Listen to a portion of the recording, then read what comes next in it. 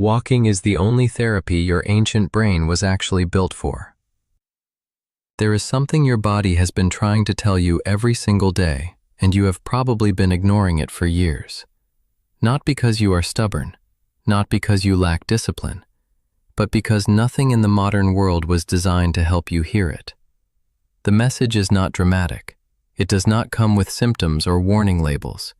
It arrives quietly, usually around 2 or 3 in the afternoon, as a vague restlessness in your legs, a dullness behind your eyes, a sense that you need something but you cannot name what.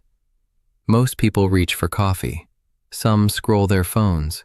Others push through and wonder why, by evening, their mind feels like a wrung-out cloth. But your body was not asking for caffeine. It was not asking for entertainment. It was asking for the one thing it has always needed. It was asking you to walk. This video is not about fitness.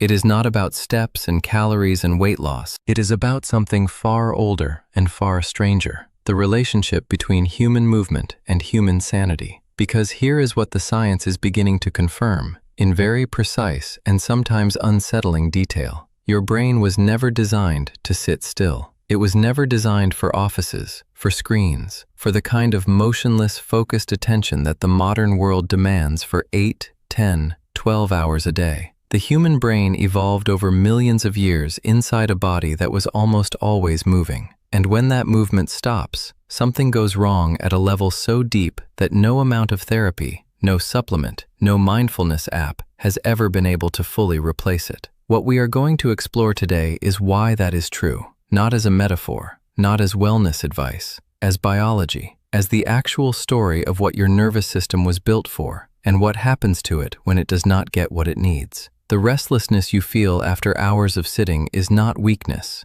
It is not anxiety. It is not a character flaw.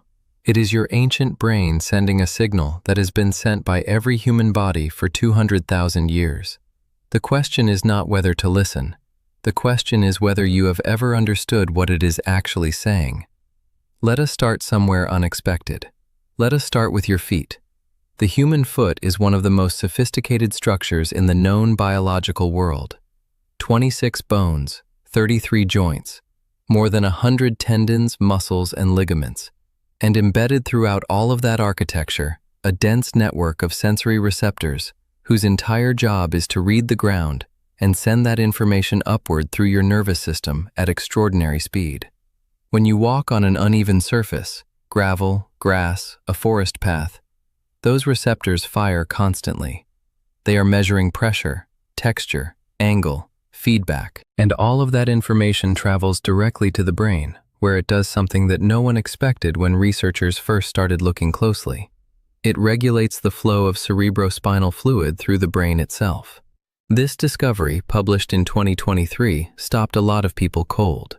Researchers found that the impact of heel-to-toe walking, the specific rhythm of human locomotion, creates hydraulic pressure waves that travel from the feet upward through the vascular system and into the brain.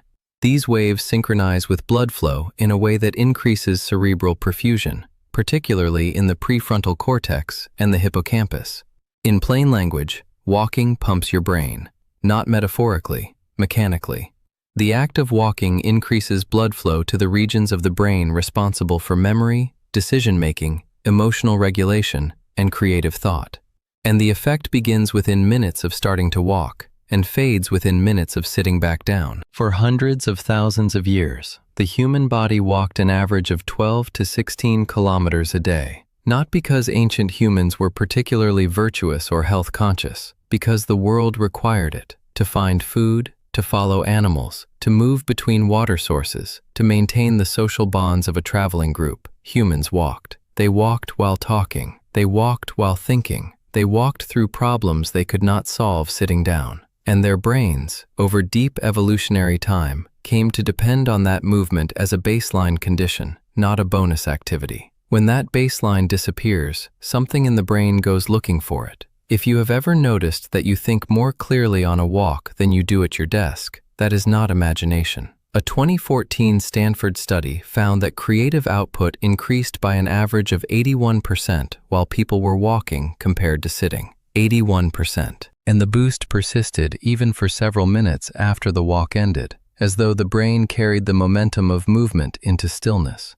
The researchers found the effect was almost entirely independent of the visual environment. Walking on a treadmill facing a blank wall produced nearly the same cognitive lift as walking through a park. It was not the scenery, it was the movement itself.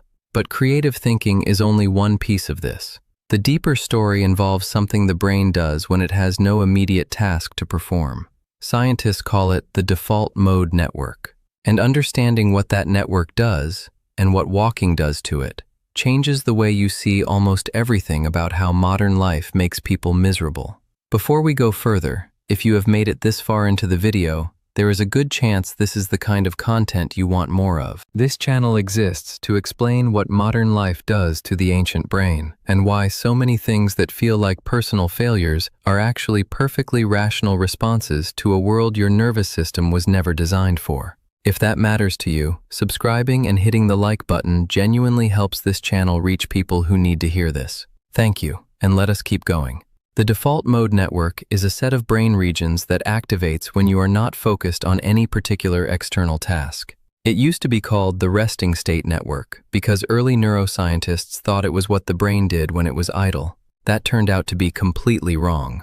The default mode network is not rest. It is the brain's most energetically expensive state. When it activates, the brain is doing several things at once: consolidating memories, processing social information, imagining future scenarios, constructing a narrative of the self, and integrating emotional experiences that have not yet been fully processed. It is, in a very real sense, the brain digesting its life. And here is the problem. Modern life has almost completely destroyed the conditions under which the default mode network can do its work. The default mode network needs unstructured time. It needs moments when you are not responding to a notification, not processing a task, not consuming content. It needs what neuroscientists call task-negative time. Not emptiness, not boredom exactly, but a kind of open attention without a specific object. Ancient humans had enormous amounts of this. They had it on long walks. They had it during the repetitive physical work of daily life. They had it in the evenings around fires, when conversation drifted and minds wandered without anyone demanding that the wandering produce anything. We have almost none of it. Not because we are busier than ancient humans. In many ways we are not. But because every spare moment of modern life has been colonized by something that demands attention. A screen, a podcast, a message, a task. The spaces that used to belong to the default mode network have been filled, and the brain has nowhere to do its maintenance work. Walking creates those spaces again, not because walking prevents thinking, but because walking is a task that requires just enough physical attention to quiet the anxious surface of the mind without demanding the kind of focused cognitive effort that shuts the default mode network down. The rhythm of walking, the balance adjustments, the proprioceptive feedback from the body moving through space. All of this creates what researchers call a mild attentional absorption, a state in which the conscious mind is just occupied enough that the deeper processing systems can run without interruption. This is why people have been solving problems on walks for centuries. Aristotle taught while walking. Darwin built a gravel path specifically designed for daily walks and called it his thinking path. Beethoven walked every afternoon and carried a notebook for the melodies that arrived. Thoreau wrote that he could not preserve his health and spirits unless he spent at least 4 hours a day sauntering through the woods and over the hills. These were not eccentrics. They were people who understood, through direct experience, what the science is now confirming in detail, that the walking brain is different from the sitting brain, and the difference is not subtle. But let us go deeper. Let us talk about the part that no productivity article ever covers, because it has nothing to do with productivity. Let us talk about what walking does to the system in your body that governs fear. The human stress response was designed for physical threats. When your ancient ancestors detected danger, a predator, a rival, a sudden change in the environment, the sympathetic nervous system activated what we now call the fight or flight response. Cortisol and adrenaline flooded the body. Heart rate increased. Blood was redirected from the digestive system and the prefrontal cortex toward the muscles. Breathing became shallow and fast. The entire biological system reorganized around one purpose: physical action. Notice that last part, physical action. The stress response was designed to be completed by movement. The animal that survives a predator attack does not sit still afterward and ruminate. It runs, it fights, it escapes. And the physical exertion of that response metabolizes the stress hormones that were released. After the threat passes, the body returns to baseline, and the nervous system settles back into a state of regulated calm. The stress response has a built-in resolution. It is not designed to linger. It is designed to fire, to drive action, and to end. Modern stress does not work this way. When your boss sends a hostile email, when a bill arrives that you cannot pay, when a relationship is unraveling or a deadline is collapsing, the same biological systems activate. Cortisol rises, adrenaline is released. Your body prepares for physical action. But no physical action follows. You sit at your desk. You stare at a screen. You type a reply. The stress hormones that were released to fuel movement have nowhere to go. They remain in the bloodstream, circulating, keeping the nervous system in a state of low-grade activation that never fully resolves. This is not a metaphor for modern stress. It is the literal biochemistry of why so many people in the modern world feel chronically anxious, chronically tense, chronically unable to fully relax, even when nothing dangerous is happening. The stress response is stuck in the activation phase because the resolution phase, the one that requires movement, never comes. Walking is, among other things, a completion mechanism. When you walk, your body does something remarkably close to what it was designed to do after a stress response. It moves. The muscles use the glucose that cortisol mobilized. The rhythmic contraction of the large muscles of the legs sends signals through the vagus nerve that activate the parasympathetic nervous system, the rest and digest state, the counterbalance to fight or flight. After 20 to 30 minutes of moderate walking, cortisol levels measurably decline. Heart rate variability, one of the most reliable markers of nervous system regulation, improves. Inflammatory markers in the blood decrease. The body begins to do, chemically, what it was always supposed to do after stress. It comes down. This is not a side effect of walking. This is one of its original functions. Movement was not just how ancient humans traveled, it was how they processed experience, how they returned to equilibrium after difficulty, how they stayed sane. Here is something I want you to sit with for a moment, and I mean that literally, sit with it, because you are probably sitting right now. At this exact moment, how many unresolved stress responses are living in your body? Not crises, not emergencies, just the ordinary accumulation of modern tension that never got the physical resolution it was designed for. The argument that did not end in action. The anxiety that arrived at 2 a.m. and was managed with a phone instead of a body. The low hum of pressure that follows most working people through their weeks without ever fully releasing. What would it mean to take that seriously? Not as a problem to be managed, but as a biological debt that your body is carrying and does not know how to put down. Think about what you want to leave in the comments. I am curious. When was the last time you took a walk specifically to clear your head? Not as exercise, not to get somewhere, but because something in you needed the movement. I want to know whether this is something you reach for instinctively or something that has drifted out of your life. The answers tend to be more interesting than people expect. Now let us talk about the other thing that happens on a walk. The thing that has almost nothing to do with your individual nervous system and almost everything to do with what kind of animal you actually are. Humans are not solitary creatures. This is obvious, but the implications are deeper than most people appreciate. For nearly all of human evolutionary history, survival was a collective project. You were born into a group. You slept in that group, you moved with that group, and the possibility of surviving separation from that group was essentially zero. The terror of social rejection that most people feel, the anxiety about being left out, criticized, excluded, seen as unworthy, did not come from nowhere. It came from 200,000 years of a reality in which those things were genuinely life-threatening. And those groups moved together. They walked together. The social bonding of early human communities was built, in large part, on shared locomotion. Walking beside someone, at the same pace, with the same rhythm, looking in the same direction. This is one of the oldest forms of human connection.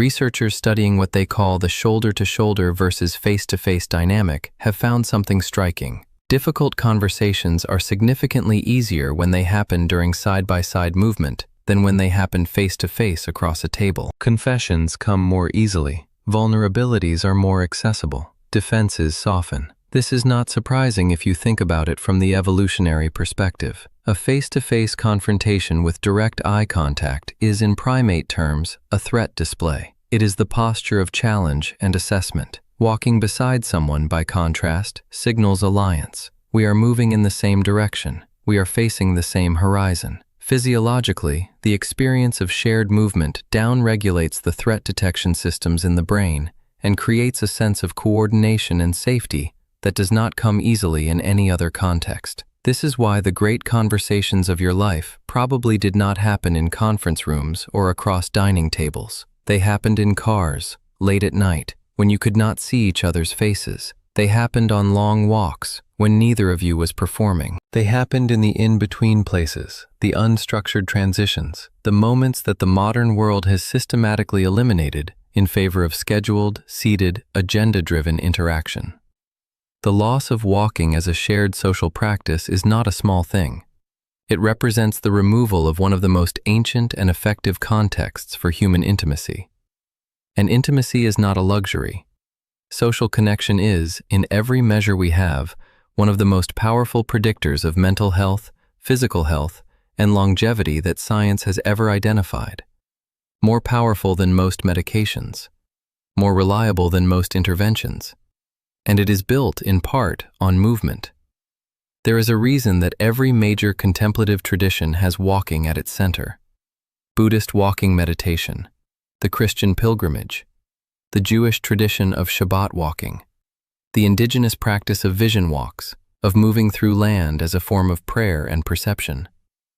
These were not coincidences of culture. They were independent discoveries of the same biological truth, that the human mind opens differently when the human body is in motion, and that what opens is not just thinking, but something closer to wisdom, the capacity to hold experience with less resistance and more clarity. The philosopher Friedrich Nietzsche wrote that all truly great thoughts are conceived while walking. He was not making a poetic point. He was reporting a phenomenology, a direct observation of what his own mind did in motion versus stillness. And he was in very good company. The history of human creativity, from Aristotle to Darwin to Wordsworth to Jobs, is saturated with the same observation, described in different vocabularies, but pointing to the same underlying fact. Something about walking loosens the mind in a way that sitting cannot replicate. The neuroscience now offers a partial explanation. Walking increases levels of brain-derived neurotrophic factor, often called BDNF, which is essentially a fertilizer for neurons. It promotes the growth of new connections between brain cells, particularly in the hippocampus, the region responsible for memory consolidation and spatial navigation. Regular walkers have measurably larger hippocampi than sedentary people. They show slower age-related cognitive decline. They have better working memory, better attentional control, and greater capacity to shift flexibly between different modes of thinking. But BDNF is only one piece. Walking also modulates serotonin and dopamine, not in the explosive way that drugs or social media do, but in a sustained, low-level way that creates a background sense of stability and well-being. It is not a high. It is closer to what the body feels like when it is functioning the way it was designed to function. A kind of quiet rightness that most people rarely experience in modern life and do not know how to name when they do. And this brings us to something that I think is the most counterintuitive part of this entire story. Walking does not feel like therapy. It does not feel like treatment. It does not announce itself as medicine. You do not walk and think, I am healing. You just walk, and the world becomes slightly more navigable. The conversation you could not have becomes possible. The problem that seemed closed opens a little. The body that felt like a source of tension becomes, for a while, a source of something closer to ease. And then you sit back down, and the world closes again, and you do not make the connection. This is, in a sense, the most insidious feature of the mismatch between the ancient human body and the modern world.